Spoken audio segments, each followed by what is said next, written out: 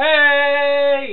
Yo, hey everyone, Andrew here, bringing you another video review, and today we're going to be doing Batman, Four of a Kind. Take a look at the cover. Don't like the cover, but whatever, it's just a cover.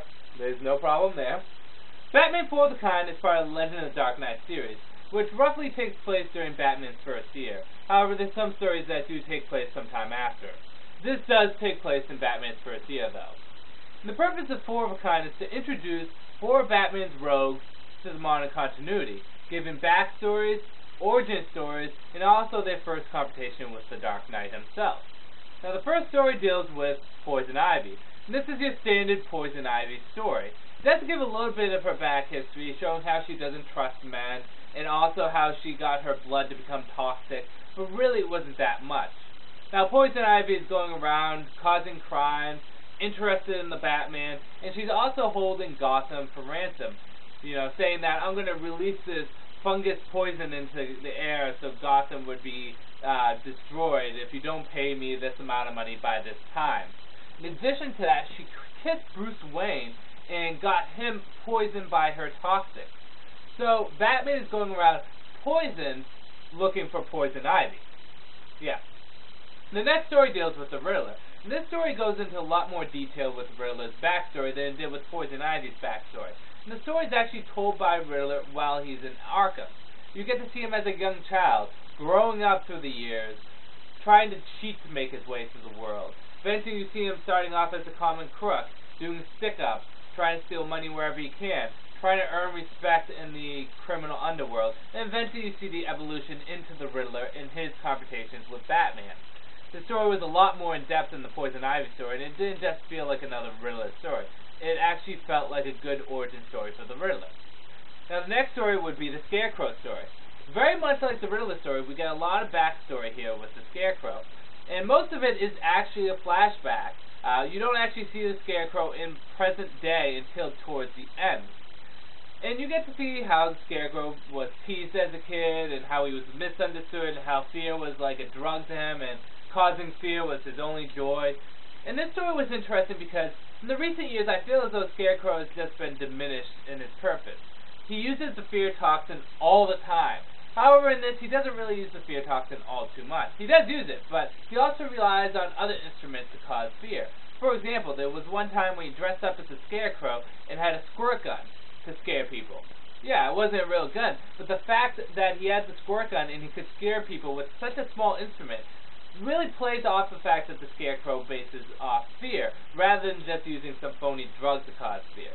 So it's nice to see the Scarecrow actually go back to his roots and try to be, I don't know, scary. Last story deals with the Man-Bat. Now, Man-Bat isn't a bad person. He does fall within Batman's rogues. See, Kurt Langstrom is a scientist who is engaged to his fiancée. Well, obviously he's engaged to his fiancée. She's his fiancée. Kurt Langstrom has a problem with hearing, and he's fascinated with bats. So he did genetic splicing and injected himself with bat DNA to cure his hearing. And it worked. He could hear perfectly. Almost too perfectly. And he started to mutate into a bat. A Man-Bat. And he turned to this big, grotesque monster while his fiancée is trying to find him. Eventually he finds his way back to the Batcave, whether it's by instinct or sonar or whatever it is.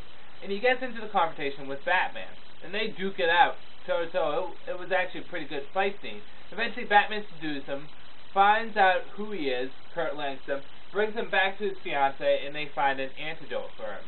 And it ends off with Langstrom actually, I guess, having his hearing being okay, and being a normal human being, which had a nice happy ending. And those are the four stories. So on to the good, the bad, and whether or not you should get it.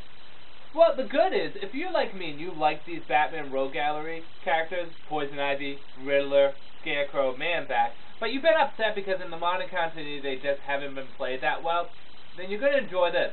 Because 1, it showcases each villain. 2, it gives the origin of each villain. And 3, for the most part, it's each villain doing what they do best, getting back to basics. With the exception of Poison Ivy, all the characters kind of feel true to form in their stories. Riddler causing the riddles, Scarecrow going out and actually scaring people, and Man-Bat flying around like a douchebag. Hey, In addition to that, the stories take place in Batman's first year. And I said this before, but I really like to view Batman in his first year and then look at him now, because Batman is a very evolved character, and you see how much he changes and matures throughout the years. So that's good too. And the art is fairly nice also. Downside to this, there's only really two downsides that I can think of. The first one is the Poison Ivy story is just not that impressive. It's mediocre at best. The only thing out of that story I liked is the portrayal of Poison Ivy herself. But the actual story, the crimes being committed, even how Batman is portrayed wasn't that impressive. Just more or less Poison Ivy herself. So there is one kind of story in this. In addition to that, this story has Two-Face show up in this. Now, you're probably saying, what's so bad about that? Technically, this is supposed to take place before Batman Long Halloween, which is where Two-Face got created. This is unaffected by the Zero Hour. So, taking in consideration Zero Hour, whenever you see Two-Face in here, just pretend he's not there. Because technically Two-Face isn't supposed to show up.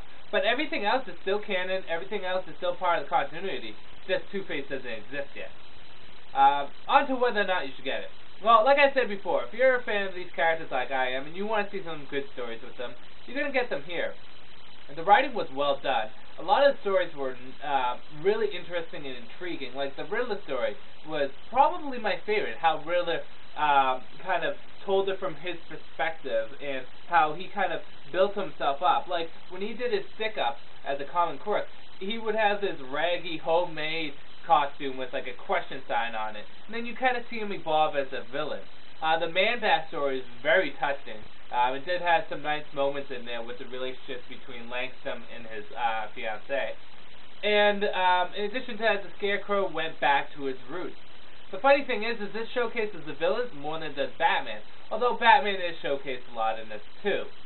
But yes, the stories are nice. I think Batman fans will enjoy this a whole lot more than normal comic book fans.